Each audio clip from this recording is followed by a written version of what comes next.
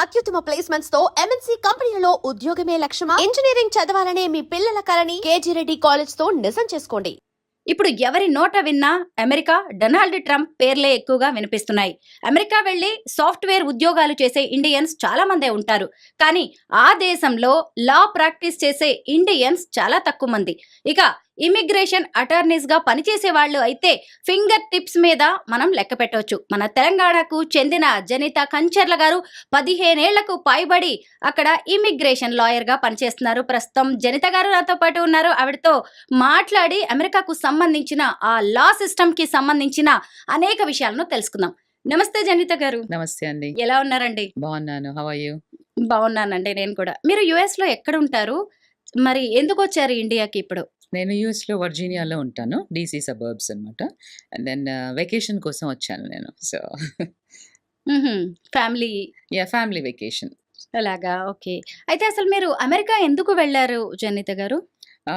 నేను ఇక్కడ లా ఎల్ఎల్బి చేస్తూ ఉన్నాను. Then I met my husband. మా హస్బెండ్ కూడా ఈజ్ మై క్లాస్మేట్ అనమాట ఫస్ట్ ఇయర్ లా స్కూల్లో. దెన్ తను యుఎస్ వెళ్ళారు. దెన్ మ్యారేజ్ అయిన తర్వాత నేను కూడా డిపెండెంట్గా వెళ్ళాను ఫస్ట్ యునైటెడ్ స్టేట్స్కి. ఆ తర్వాత F1కి కన్వర్ట్ అయ్యాను. అక్కడ ఎల్ఎల్ఎం చేశాను, మాస్టర్స్, ఇండియానా యూనివర్సిటీ నుంచి. ఆ తర్వాత న్యూయార్క్ బార్ రాసి న్యూయార్క్ లైసెన్స్ తీసుకున్నాను. తర్వాత ప్రాక్టీస్ స్టార్ట్ చేశాను. అక్కడి జ్యుడిషియరీ సిస్టమ్ ఎలా ఉంటుంది? మనలాగే ఉంటుందా లా సిస్టమ్ అనేది? అంటే జిల్లా కోర్ట్స్, హై కోర్ట్స్, తర్వాత సుప్రీం కోర్ట్ లాగా ఉంటుందా? అక్కడ ఎలా ఉంటుందండి హైరార్కీ? హైరార్కీ సిమిలర్గా ఉంటుంది. ఎస్పెషలీ మనది ఇండియన్ లా వచ్చేసి కామన్ లా బేస్డ్. సో సిమిలర్గా యునైటెడ్ స్టేట్స్ కూడా అంతే కామన్ లా బేస్డ్. బట్ అది చాలా అడ్వాన్స్డ్ అనమాట. చాలా అంటే రూల్స్ అండ్ రెగ్యులేషన్స్ అంటే లయబిలిటీస్ ఎక్కువగా ఉంటాయి. సో అది బాగా advanced. But it's all based on basic rules, common లా కాబట్టి ఇట్ ఈజ్ ఈజియర్ టు అంటే కంపేర్.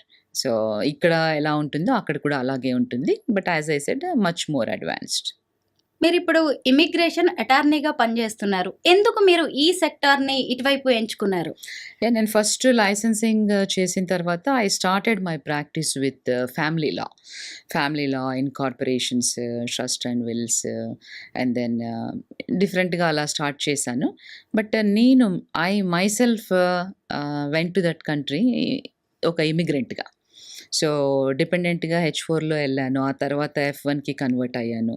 సో ఇలా అంటే ఆ ప్రాసెస్లో I thought it gave me lil bit of satisfaction. అంటే ఓకే, నేను ఇందులో ప్రాక్టీస్ చేస్తే ఎలా ఉంటుంది. సో అఫ్కోర్స్ నేను అది స్టార్ట్ చేసిన ఒక ఇయర్ అండ్ హాఫ్ తర్వాత కంప్లీట్గా I focused my practice on immigration. అంటే మీరు being an immigrant, going through the procedural personally and you want to help the fellow immigrants. So అలా మొదలైంది జర్నీ. అండ్ అలా మొదలుపెట్టి అట్లాగే 15+ ఇయర్స్ నుంచి ఐఎమ్ ప్రాక్టీసింగ్ ఇమిగ్రేషన్ లా. మీరు ఇండివిజువల్ క్లయింట్స్తో వర్క్ చేస్తుంటారా, లేదంటే ఆర్గనైజేషన్స్, కంపెనీస్తో వర్క్ చేస్తారా? నేను యూజువల్గా బిజినెస్ ఇమిగ్రేషన్ ఎక్కువ ప్రాక్టీస్ చేస్తాను. 80% of my practice is business immigration. అంటే ఇప్పుడు H1Bకి అక్కడికి వస్తారు కదా, వీళ్ళు ఒక కంపెనీ ద్వారా అప్లికేషన్స్ పెట్టుకుంటారు. సో నేను ఆ కంపెనీస్ని రిప్రజెంట్ చేస్తాను. అండ్ అట్లాగే at the same time I also practice family related immigration. అంటే ఫ్యామిలీ లా కాదు, ఇది ఫ్యామిలీ రిలేటెడ్. ఇప్పుడు ఒక సిటిజన్ ఉన్నారనుకోండి, యునైటెడ్ స్టేట్స్ సిటిజన్. ఇప్పుడు ఆ అబ్బాయి ఉంటే ఇక్కడ వచ్చి ఇండియన్ అమ్మాయిని పెళ్లి చేసుకొని అక్కడికి తీసుకురావాలంటే ఆ ప్రొసీజర్, ఆ పేపర్ వర్క్ చేస్తాను, ఫ్యామిలీ బేస్డ్. లేదు సిస్టర్స్ బ్రదర్స్ అక్కడ ఉండి వాళ్ళ సిస్టర్స్ బ్రదర్స్ని స్పాన్సర్ చేయాలి అంటే గ్రీన్ కార్డ్స్కి, లేదు పేరెంట్స్ని స్పాన్సర్ చేయాలి అంటే ఇలా, దట్స్ కాల్డ్ ఫ్యామిలీ అంటే ఫ్యామిలీ బేస్డ్ ఇమిగ్రేషన్. సో అది కూడా ప్రాక్టీస్ చేస్తాను నేను. అయితే ఇప్పుడు మీరు చెప్పారు కదా, నేను ఫ్యామిలీ లా కూడా ప్రాక్టీస్ చేశాను అని చెప్పి, లేదంటే వైఫ్ అండ్ హస్బెండ్ ఇక్కడికి రావడానికి అవన్నీ కూడా లా పేపర్స్ మీద వర్క్ చేస్తాను అని. ఎప్పుడైనా ఇష్యూస్ ఏమైనా మీ దగ్గరికి వచ్చాయా? అంటే అంతా బాగుంటే అందరూ హ్యాపీ, కానీ ఒక్కోసారి అక్కడికి వెళ్ళిన తర్వాత మన ఇండియన్స్ ముఖ్యంగా అమ్మాయిల్ని ఇబ్బంది పెట్టడం లాంటివి కూడా కొన్ని కేసెస్ మనం వింటూ ఉంటాం. ఇక్కడ ఉన్నప్పుడు వేరుగా ఉంటుంది, అక్కడికి వెళ్ళిన తర్వాత కూడా డౌరీ హెరాస్మెంట్ లాంటి కేసెస్ ఉంటాయి. ఏమైనా మీ దగ్గరకు వచ్చాయా అలాంటివి? అంటే అవి కన్సల్టేషన్స్ చేస్తూ ఉంటాను. యాజ్ ఐ సెడ్ ఎందుకంటే అది ఇప్పుడు state to state law differ అవుతుంది యూఎస్‌లో. ఇప్పుడు న్యూ జెర్సీలో ఉండేవాళ్ళు వర్జీనియా అటార్నీ రిప్రజెంట్ చేయలేరు. ఎందుకంటే అది ఫ్యామిలీ లా అవుతుంది. సో నేను ఇమిగ్రేషన్ అంటే it's a federal law.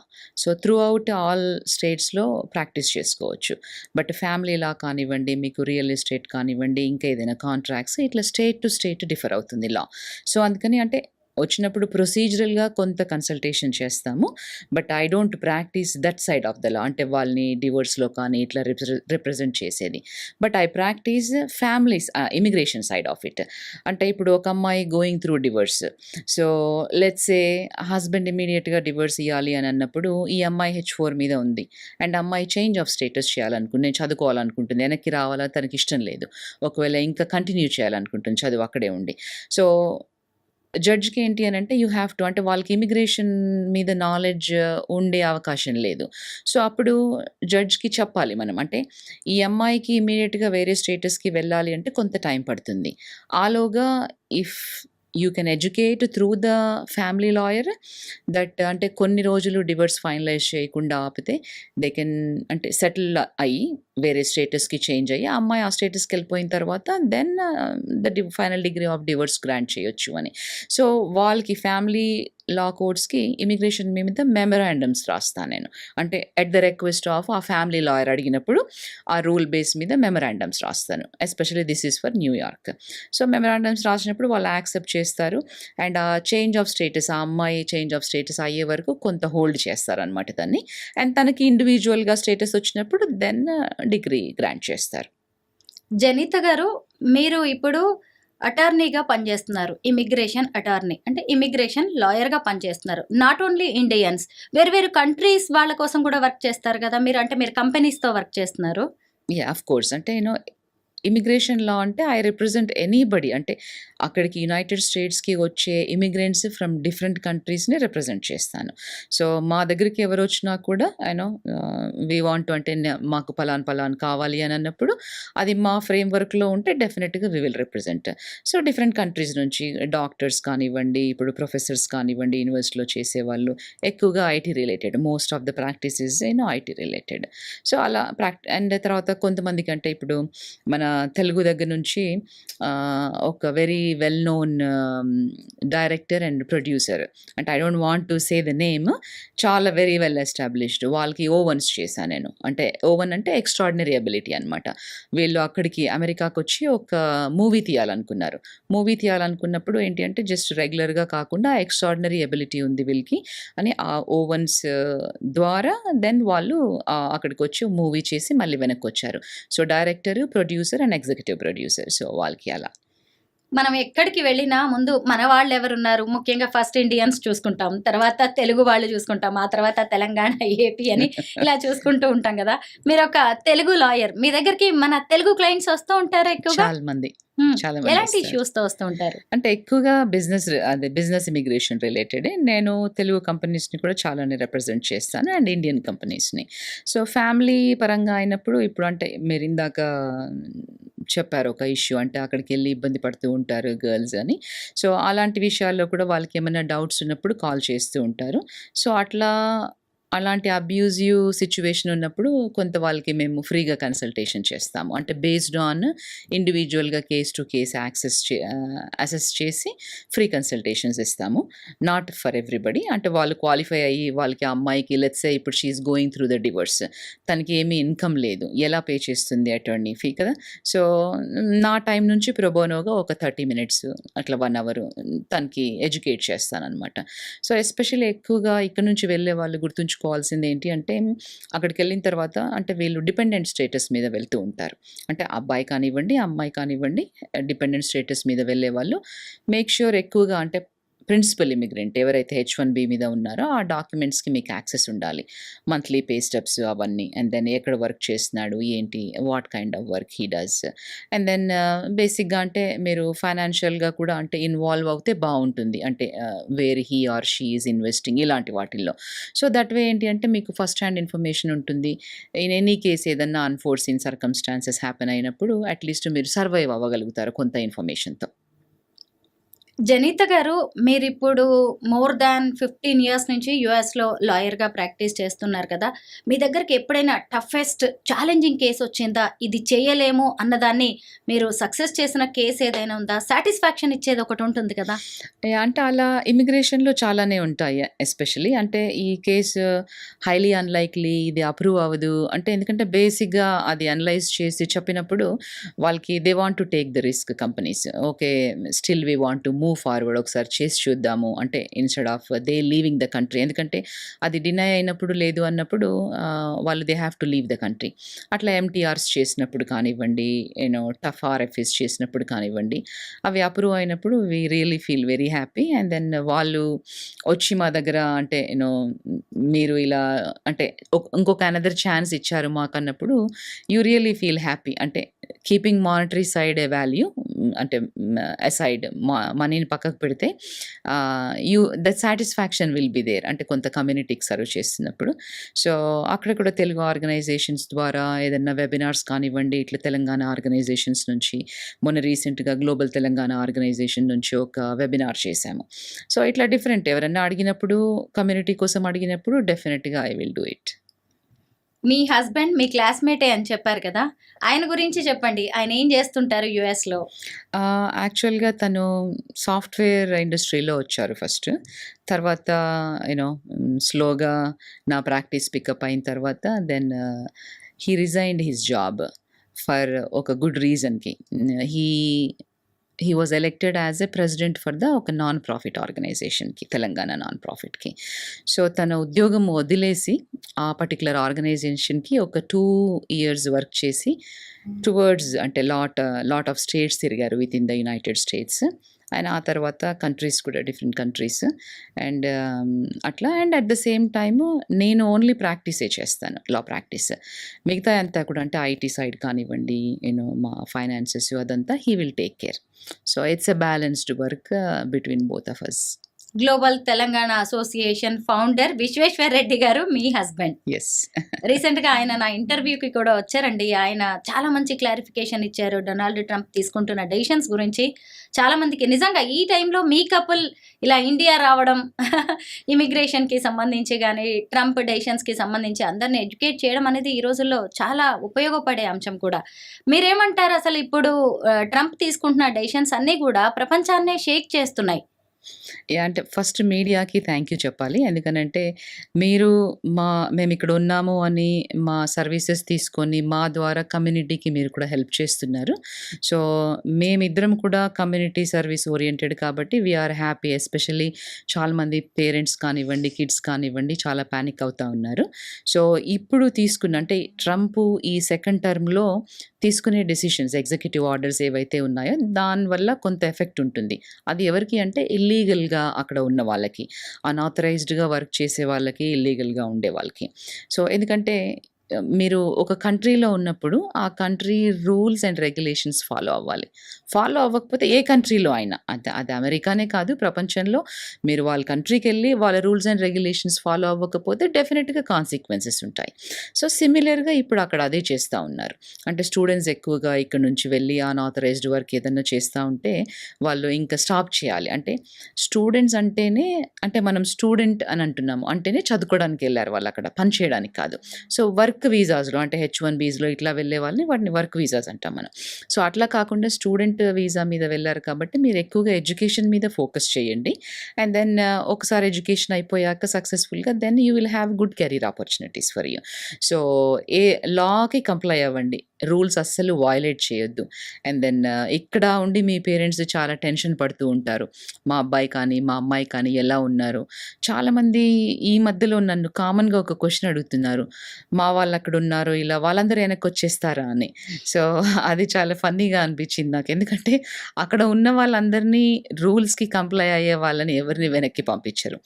Only ఎవరైతే అన్ఆథరైజ్డ్గా వర్క్ చేస్తున్నారో, లీగల్ డాక్యుమెంట్స్ లేకుండా ఎవరైతే ఉన్నారో వాళ్ళని మట్టుకే పంపిస్తారు. మిగతా వాళ్ళందరూ అక్కడే ఉంటారు. అండ్ ఎస్పెషల్లీ ఇండియన్స్ అనగానే చాలా హార్డ్ వర్కింగ్ నేచర్ ఉంటుంది వాళ్ళకి. అండ్ ఎకానమీకి చాలా కాంట్రిబ్యూట్ చేస్తారు. వాళ్ళు కంపెనీస్ పెట్టనివ్వండి, బిజినెసెస్ పెట్టనివ్వండి, డిఫరెంట్ వేస్లో ఎకానమీకి చాలా కాంట్రిబ్యూట్ చేస్తారు. ట్యాక్సెస్ అంటే ఎంప్లాయ్మెంట్ జనరేట్ చేస్తూ ఉంటారు. సో ఆ ఆస్పెక్ట్లో కూడా మనం చూడాలి.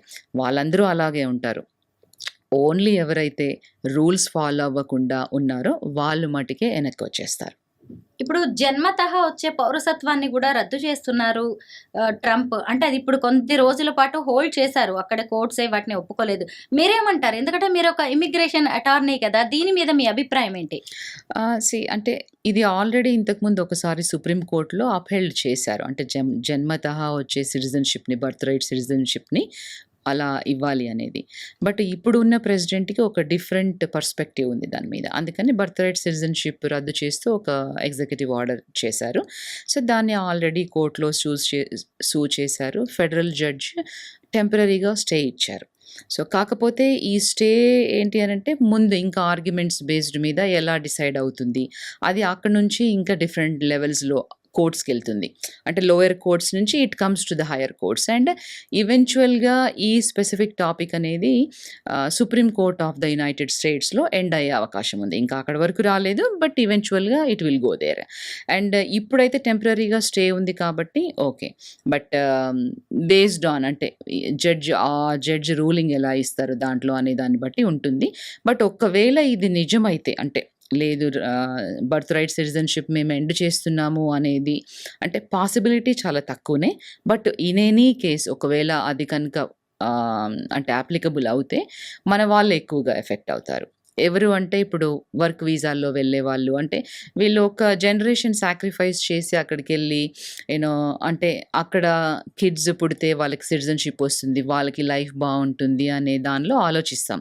అంటే పేరెంట్స్ లైఫ్ సాక్రిఫైస్ చేసి ఇక్కడ ఉన్న ఫ్రెండ్స్ని, పేరెంట్స్ని, కంఫర్ట్స్ని అన్నీ వదిలేసి ఇంకొక కంట్రీకి వెళ్ళి you are starting from scratch. అంటే ఏమీ లేకుండా వెళ్తాము అక్కడికి. ఏమీ లేకుండా ఇన్ ద సెన్స్ ఒక గోల్తో వెళ్తాము, ఒక చిన్నగా. Then you slowly start establishing. అంటే it takes many years to establish. So ఇట్లా స్లోగా వెళ్ళి అక్కడే కిడ్స్ ఉండి వాళ్ళకి ఒక బెటర్ లైఫ్ ఇవ్వడం కోసం ఆలోచిస్తూ ఉంటారు పేరెంట్స్ ఆల్వేస్.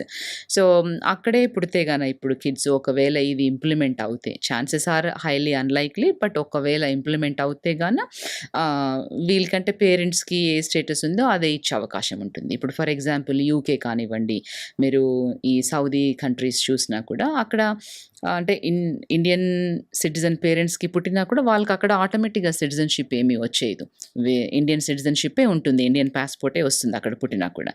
సో అలాగే ఇది ఇంకొక నేషన్ అని అనుకోవచ్చు. కాకపోతే ఎక్కడ బాధ అనిపిస్తుంది అంటే అమెరికా అనగానే ఆ కంట్రీ మొత్తం కూడా ఇమిగ్రెంట్స్తో బిల్డ్ అయింది కదా. సో ఇలా ఇమిగ్రేషన్కే చెక్ పెట్టడము, ఇట్స్ బర్త్ రైట్ సిటిజన్షిప్కి కొంచెం బాధగా అనిపిస్తుంది. But again if supreme court అంటే కోర్ట్స్ ఒకవేళ అప్హెల్డ్ చేసి మేము ఫస్ట్ బర్త్ రైట్ సిటిజన్షిప్ వేరే రకానికి ఇంట్రడ్యూస్ చేశాము, దీనికి కాదు అని అన్నప్పుడు అందరూ ఫాలో అవ్వాల్సి వస్తుంది. ఎందుకంటే సుప్రీం కోర్టు తీర్పు అనేది it's a law of the land, constitution లాగా. సో మనం వెయిట్ చేసి చూడాలి అది ఎలా అవుతుంది. మీరు, విశ్వేశ్వర్ రెడ్డి గారు ఇద్దరు కూడా గ్రీన్ కార్డ్ హోల్డర్సా? నేను it's a very personal question, but ఎందుకంటే ఇప్పుడు దీని మీద డిపెండ్ అయ్యే ఇప్పుడు మిగతా వాళ్ళకు కూడా ఒక అవేర్నెస్ రావచ్చు, ఛాన్స్ ఉంది. నేను ఐఎమ్ ఏ యుఎస్ సిటిజన్, మా husband is a green card holder. So it depends, అంటే ఇట్స్ అ పర్సనల్ చాయిస్. నువ్వు అంటే సిటిజన్షిప్ ఎంచుకున్నావు ఎందుకు, గ్రీన్ కార్డ్ ఒక్కొక్కరికి ఒకటి ఉంటుంది. ఇది నా పర్సనల్ చాయిస్, అది తన పర్సనల్. ఎందుకంటే ఇప్పుడు దీని మీద డిపెండ్ అయ్యే మీ పిల్లల సిటిజన్షిప్ ఉంది కాబట్టి. లేదు, మా అమ్మాయి అక్కడే పుట్టింది కదా. అంటే లా ఎలా వర్కౌట్ అవుతుంది అంటే ఇంప్లిమెంట్ చేసినప్పటి నుంచి it will go forward, it doesn't come back. ఫిబ్రవరి 20 నుంచి అని ఆయన చెప్పారు, అది కూడా స్టే వచ్చేసింది ఫ్యూచర్ లో. So my daughter is already 21 year old. So ఎందుకంటే పాత వాళ్ళకి కూడా ఇది అప్లికబుల్ అవ్వదు, కొత్తగా పుట్టే వాళ్ళకి ఫిబ్రవరి 20 తర్వాత అని అన్నారు. దాన్ని కూడా ఇప్పుడు మీ న్యాయస్థానాలే మీలాంటి లాయర్స్ ఫైట్ చేసే దాన్ని కూడా స్టే తెప్పించారు. కాకపోతే ఒక ట్రంప్ లాంటి వాళ్ళు వాళ్ళ సిటిజన్స్ విషయంలో ఆయన చాలా పార్షియల్గా ఉంటారు, దాన్ని మనం అనడానికి కూడా లేదు, సెల్ఫిష్గా ఉంటారనే చెప్పచ్చు. అమెరికా అగైన్ అంటూ ఉంటారు కదా ఎప్పుడు. సో ఆయన ఇప్పుడు ఇవన్నీ వస్తాయి, లీగల్ ఇష్యూస్ ఉన్నాయని తెలిసి అలాంటి స్టెప్ తీసుకున్నారు. ఎగ్జిక్యూటివ్ ఆర్డర్ మీద సైన్ చేశారు. అయితే ఫ్యూచర్‌లో కూడా దీని మీద ఫైట్ చేసే అవకాశం ఉంది గదా! ఇవాళ ఆఫ్ కాకపోయినా కోర్స్. రేపైనా. Of course. అంటే ఇప్పుడు మేక్ అమెరికా గ్రేట్ అగైన్ అనేది యెస్. ఆయన నినాదం. సో, అంటే మనము సెల్ఫిష్‌గా అని అనుకోనే కంటే ఎక్కువ పేట్రియాట్ అని కూడా చెప్పొచ్చు. యెస్. అంటే ఇప్పుడు ఎవరి కంట్రీలో ఉన్న సిటిజన్స్‌ని వాళ్ళ ఉద్యోగాలు వాళ్ళకు ఉండాలి. వాళ్ళ కంట్రీ ఫస్ట్ అనేది ఇట్స్ ఎ పేట్రియాటిజం, అది ఉండాలి ప్రతి ఒక్కళ్ళకి. సో, అలాగని అంటే ఇప్పుడు ఆయన చేసేవన్నీ కూడా అంటే ఇల్లీగల్ ఇమిగ్రెంట్స్‌ని, అది కూడా క్రిమినల్ బ్యాక్‌గ్రౌండ్ ఉన్న వాళ్ళని ఫస్ట్ పంపించేస్తున్నారు. That's their focus. బట్ ఈవెంచువల్‌గా ఎవరైతే ఇల్లీగల్‌గా అన్‌ఆథరైజ్డ్ వర్క్ చేసే వాళ్ళని కానివ్వండి, ప్రాపర్‌గా డాక్యుమెంట్స్ లేని వాళ్ళని పంపించేస్తారు. అంటే అలా పంపించడము మనము వెల్కమ్ చెప్పట్లేదు. అంటే తీసుకునే డెసిషన్ అంటే యాజ్ పర్ ద రూలే. కానీ మనకు నచ్చట్లేదు. ఎందుకు నచ్చట్లేదు అనంటే మనం అలా అలవాటు పడిపోయాం. అంటే ఇప్పుడు కొంతమంది స్టూడెంట్స్‌ని తీసుకోండి.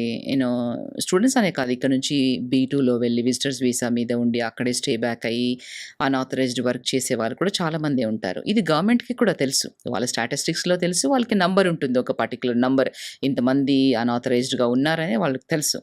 కానీ ఆ నంబర్ ఏంటి అనంటే ఎక్కువగా అయిపోయినప్పుడు అక్కడ అమెరికన్స్‌కి ఎక్కువగా ఉద్యోగాలు అంటే వాళ్ళ ఉద్యోగాలు వీళ్ళు తీసేసుకున్నప్పుడు కంట్రీ ఫస్ట్ అనే నినాదంతో వెళ్ళినప్పుడు వాళ్ళని ప్రొటెక్ట్ చేయాలి కదా! సో, అంటే ఈ assumed that president role to country better again అనేది. అంటే వాళ్ళ పరంగా చూస్తే మనం ఇమిగ్రెంట్స్ అయిన శాతం చాలా తక్కువ. But of course country is built upon all immigrants. So, it depends. అది ఆయన పర్సనల్ చాయిస్. అంటే అప్పుడు ఫస్ట్ టర్మ్‌లో అలాగే అన్నారు. మధ్యలో ఉన్న 4 ఇయర్స్ అలాగే. ఇప్పుడు అదే నినాదంతోనే వచ్చారు. గెలిచారు. అండ్ అట్లా ఓటింగ్ కూడా జరిగింది. అంటే పీపుల్ కూడా అదే కోరుకుంటున్నారు అనేది మనం అర్థం చేసుకోవాలి. జనిత గారు, ఇప్పుడు మన దగ్గర నుంచి వెళ్ళే వాళ్ళు ఎక్కువ మంది కూడా ఇండియన్ సాఫ్ట్‌వేర్ జాబ్స్ ఎక్కువ చేస్తూ ఉంటారు. మీలాగా లా ఫీల్డ్‌లోకి వచ్చే వాళ్ళు చాలా తక్కువ మంది.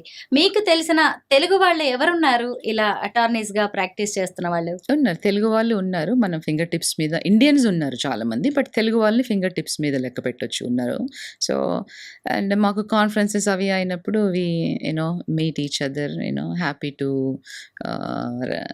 Acknowledge each other. అయితే ఇప్పుడు జరుగుతున్నవన్నీ గూడా కొంత మన ఇండియన్స్‌ని భయపెట్టేలాగే ఉన్నాయి. అసలు అమెరికా రావాలంటే కూడా ఏమో రేపెలా ఉంటుందో అని ఆలోచించుకోవాల్సొస్తుంది. మీరేం చెప్తారు కొత్తగా యూఎస్ వచ్చే వాళ్ళకి? ఏమీ భయపడాల్సిన పని లేదండి. అంటే ఇప్పుడు మనము మీడియా కూడా చాలా రోల్ ప్లే చేస్తుంది దీంట్లో. అండ్ చాలామంది ఉన్నది వాస్తవాలు చెప్తున్నారు. కొంత మీడియా ఏమో లేనిది ఉన్నట్టుగా చెప్పడం వల్ల ఎస్పెషల్లీ పేరెంట్స్ చాలా పానిక్ అవుతున్నారు. అక్కడ ఉన్న స్టూడెంట్స్ పర్వాలేదు, బానే ఉన్నారు. బట్ పానిక్ అవ్వాల్సిన పనేమీ లేదు. మీరు ఎంచుకున్న దానికోసం, గోల్ కోసము మీరు ప్రాపర్‌గా రూల్స్ ఫాలో అయ్యి, ఆ కంట్రీ లాస్‌కి కంప్లై అయ్యి ఉంటే చాలా బ్రైట్ ఫ్యూచర్ ఉంటుంది. ఇప్పుడు నేను కూడా ఒక ఇమిగ్రెంట్ లాగా వెళ్ళాను. సో, చదువుకున్నాను. తర్వాత నా ఓన్ ప్రాక్టీస్ స్టార్ట్ చేశాను. సో, అంటే అది టైం పడుతుంది. కానీ మీ గోల్ మాత్రం మీరు రీచ్ అవుతారు. అండ్ వండర్‌ఫుల్ లైఫ్ ఉంటుంది రూల్స్‌కి కంప్లై అవుతే గనక. సో, అంటే మీరు wrong side of the coin కాకుండా right side of the coin చూడండి. పాజిటివ్‌గా చూడండి. ఎస్పెషల్లీ పేరెంట్స్ కూడా. అంటే పేరెంట్స్ పర్స్పెక్టివ్ కూడా కొంత చేంజ్ అవ్వాలి. అంటే మా అబ్బాయి అక్కడికెళ్ళి అక్కడే పని చేస్తూ అక్కడే ట్యూషన్ ఫీజు కట్టేసుకుంటాడు. వాళ్ళే కట్టేస్తారు అనేది అది తప్పు. పేరెంట్స్ కూడా రియలైజ్ అవ్వాలి అది. అంటే మీకు అక్కడికి పంపించి వాళ్ళని చదివించే స్తోమత ఉంటే పంపించండి. లేదు అంటే వాళ్ళు ఇలా పార్ట్ టైమ్స్ జాబ్ చేసి రాంగ్ చాయిస్ యూటిలైజ్ చేసుకొని, అంటే రాంగ్ ఛానెల్స్ యూటిలైజ్ చేసుకొని వాళ్ళే ప్రాబ్లమ్‌లో పడతారు. ఎందుకంటే ఆల్రెడీ ఇక్కడ ఒక 4 ఇయర్స్ ఇంజినీరింగ్ అవి చేసుంటారు. కష్టపడి ఉంటారు దానికి, రైట్? ఆ 4 ఇయర్ డిగ్రీ చేస్తే వాళ్ళకి ఒక జాబ్ కూడా ఇక్కడ వస్తుంది. అది కాదని ఇంకా ఫర్దర్ స్టడీస్‌కి వెళ్ళాలి అనుకుంటున్నారు అంటే స్టూడెంట్స్ గోల్ ఓరియెంటెడ్‌గానే ఉంటారు. అలా అని అందరూ అలా ఉన్నారు అని చెప్పలేము. సో, ఇట్స్ కేటగరికల్‌గా అంటే పర్సనల్ చాయిస్. కొంతమంది మటుకు చాలా అంటే మంచి జీపీఏతో గ్రాడ్యుయేట్ అవుతారు. మంచి జాబ్స్‌లో సెటిల్ అవుతారు. బ్రైట్ ఫ్యూచర్ ఉంటుంది. సో, కొంతమంది మటుకు అది మీట్ అవ్వలేకపోయినప్పుడు సో, ఇలా సైడ్ ట్రాక్ అయ్యి పార్ట్ టైమ్‌గా చేసుకొని అన్‌ఆథరైజ్డ్‌గా తర్వాత డాక్యుమెంట్స్ ఏమీ లేకుండా ఇల్లీగల్ అయిపోవడము అది. సో, పేరెంట్స్ కూడా అప్పుడప్పుడు మాట్లాడుతూ ఉండాలి. పిల్లలతో. సో, వాళ్ళకి మీరు కూడా చెప్పాలి. ఎందుకంటే పేరెంట్స్ మాట అందరూ వింటారు. పిల్లలందరూ వింటారు కాబట్టి తప్పకుండా మీరు రోల్ ప్లే చేసి చెప్పండి. అంటే ఇక్కడ కూడా బానే ఉన్నాయి ఇండియాలో కూడా. అంటే అన్ని రిసోర్సెస్ ఇప్పుడు మంచి ఇన్‌స్టిట్యూషన్స్ ఉన్నాయి. మంచి రిసర్చ్ ఇన్‌స్టిట్యూషన్స్ కూడా ఉన్నాయి. కాపోతే అక్కడికి అమెరికాకే వెళ్ళాలి అని అనుకుంటే మటుకు ఫైనాన్షియల్‌గా అంటే మీ పేరెంట్స్ సపోర్ట్ చేస్తారా? మీరు లోన్స్ ద్వారా తీసుకుంటారా? ఆ మనీనే యుటిలైజ్ చేయండి మీరు చదువుకోవడానికి. అక్కడ వర్క్ ఆథరైజేషన్ లేకుండా ఫుల్ టైమ్‌గా మీరు చదువుతూ వేరే బయట పని చేయొద్దు. సో, ఫుల్ టైమ్ స్టూడెంట్‌కి యూజువల్‌గా 20 అవర్స్ పార్ట్ టైమ్ అనేది క్యాంపస్‌లో వర్క్ చేసుకోవచ్చు. సో, అలా క్యాంపస్‌లో చేసుకోండి. But not outside. Don't violate any rules. Comply అవ్వండి 100% ఇమిగ్రేషన్ రూల్స్‌కి. అప్పుడు then you will really see a very bright future. Janita గారు, ఏ కంట్రీకైనా, ఏ సొసైటీకైనా స్ట్రాంగ్ విమెన్ చాలా అవసరం. మీరిప్పుడు యుఎస్‌లో చాలా కాలంగా ఉంటూ అనేక దేశాలకు చెందిన మహిళల్ని చూస్తున్నారు. అక్కడి ఫారిన్ విమెన్‌కి, మన ఇండియన్ విమెన్‌కి తేడా ఏంటి? ఇప్పుడు ఈ జనరేషన్‌కి పెద్దగా తేడా లేదండి. అంటే మేబీ ఒకప్పుడు ఒక 40, 50 ఇయర్స్ బ్యాక్ వెళ్ళినప్పుడు ఉండేదేమో. బట్ ఇప్పుడు అందరూ చదువుకుంటున్నారు. అమ్మాయిలు ఇక్కడ కూడా ఈక్వల్‌గా హార్డ్ వర్క్ చేస్తున్నారు. అక్కడ కూడా అంతే. పొద్దున్న లేసినప్పటి నుంచి పరిగెత్తడం. అంటే వాళ్ళు వర్క్ మేనేజ్ చేస్తున్నారు, ఫ్యామిలీ మేనేజ్ చేస్తున్నారు అండ్ కిడ్స్‌ని అన్ని యాక్టివిటీస్‌లో. So, they are balancing very good. And ఇక్కడ ఎస్పెషల్లీ హెల్ప్ ఉంటుంది బాగా. అంటే ఇప్పుడు పేరెంట్స్ కానివ్వండి, ఇన్‌లాస్ కానివ్వండి, లేదు మెయిడ్స్ బాగా హెల్ప్ అవైలబుల్ ఉంటుంది కాబట్టి దట్ ఈస్ అనదర్ రీజన్. అక్కడ కొంచెం హెల్ప్ తక్కువ. తక్కువ ఇన్ ద సెన్స్ అంటే యూ హ్యావ్ టు ఆహ్, అంటే ఒక కేర్‌ఫుల్‌గా డెసిషన్ మేక్ చేయాల్సుంటుంది. So, but I don't see any big difference. So, ఈక్వల్‌గా అంటే ఈ జనరేషన్‌తో మాట్లాడుతున్నాను నేను. సో, ఈ generation kids they have clarity. And they have ambitions, they have goals, especially అమ్మాయిలు. So, I'm really happy to see them. అంటే నాకు ఇలా చేయాలనుంది, నేను ఇలా అవ్వాలనుకుంటున్నాను, దిస్ ఈజ్ మై గోల్. అంటే ఒక లాంగ్ టర్మ్ గోల్స్ ఉన్నాయి వాళ్ళకి. అంటే అన్ని రంగాల్లో అంటే డాక్టర్, లాయర్, బిజినెస్‌లో కానివ్వండి, ఐటీలో కానివ్వండి, వాళ్ళ ఓన్ బిజినెసెస్. అంటే ఇప్పుడు మీరు ఇక్కడ కూడా చూస్తే వుమెన్ చాలామంది ఉద్యోగం చేస్తూనే, ఇల్లు నడుపుతూనే ఇట్లా బొటీక్స్ అని అలా అంటే రకరకాలుగా అంటే ఏదో ఒకటి చేయాలి అనేది బాగా ఉంది వుమెన్‌కి. అండ్ అది వాళ్ళ ఫ్యామిలీ కూడా రికగ్నైజ్ చేసి, సపోర్ట్ చేసి ఒక చిన్న ముందుకి ఒక పుష్ ఇచ్చారంటే they will really make wonders. Please do that. ఇండియన్స్‌ని అమెరికన్స్ ఎలా చూస్తూ ఉంటారు? అంటే మన దేశస్తుల మీద వాళ్ళకుండే జనరల్ ఒపీనియన్ ఏంటి? జనరల్ ఒపీనియన్ ఇండియన్స్‌ని చాలా లైక్ చేస్తారు వాళ్ళు. ఎందుకనంటే బాగా హార్డ్ వర్కింగ్ అనేది. సో, ఇప్పుడు మీరు అంటే ఒకప్పుడు బాగా డాక్టర్స్ ఎళ్ళేవాళ్ళు కదా! చాలామంది ఇండియన్ డాక్టర్స్‌ని ఇష్టపడతారు. సో, వెల్ రెనౌన్డ్ డాక్టర్స్ ఉన్నారు. మంచి స్పెషలైజేషన్స్‌లో సెటిల్ అయిన వాళ్ళున్నారు. ఇప్పుడు మీరు చాలా టాప్ కంపెనీ సీఈఓస్ తీసుకుంటే కూడా మన వాళ్ళే ఉన్నారు. ఇండియన్స్, తెలుగు వాళ్ళున్నారు. సో, అట్లా అంటే బాగా సెటిల్ అయ్యి మంచి బిజినెస్ చేస్తూ కొత్త బిజినెస్ ఆపర్చునిటీస్ చేస్తూ, ఎంప్లాయ్‌మెంట్స్ క్రియేట్ చేస్తూ ఎకానమీకి, యూఎస్ ఎకానమీకి చాలా కాంట్రిబ్యూట్ చేస్తున్నారు. అండ్ అలాగే అక్కడి నుంచి అంటే ఆఫ్‌షోర్ ఆఫీసెస్ అని ఇక్కడ ఎస్టాబ్లిష్ చేస్తూ, ఇక్కడ బిజినెస్‌ని కూడా అంటే ఇక్కడ ఎకానమీకి కూడా గ్రోత్‌కి కూడా వాళ్ళు కాంట్రిబ్యూట్ చేస్తున్నారు. సో, మనం వాళ్ళందరినీ అప్రిషియేట్ చేయాలి. థాంక్ యూ సో మచ్ జనిత గారు. వెల్కమ్ అండి. Thank you for the opportunity.